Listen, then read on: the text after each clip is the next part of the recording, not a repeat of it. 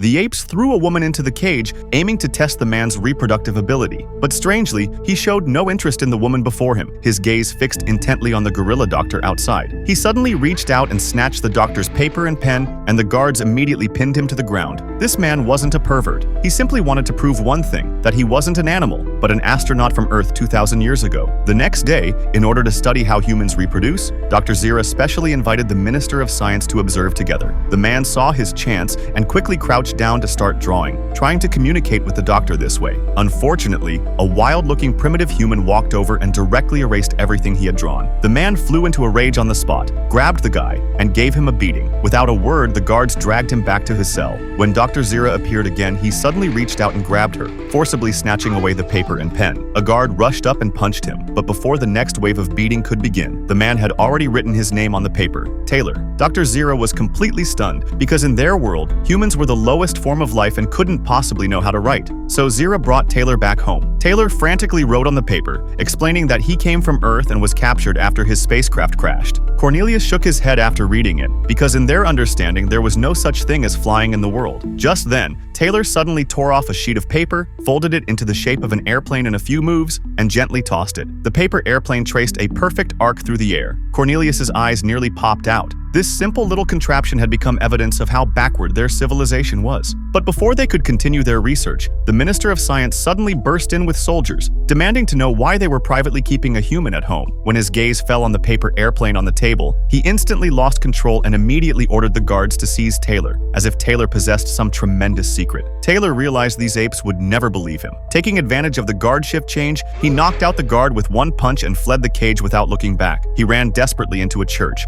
only to be discovered by a group of young apes, and the scene became extremely chaotic. Although Taylor was agile and took down several pursuers with his bare hands, he was ultimately trapped by a large net. Pushed to the brink, Taylor finally exploded. He summoned all his strength and roared out the first words since arriving on this planet. "Take your stinking paws off me, you damn dirty ape." All the apes were terrified because in this world, only they could speak.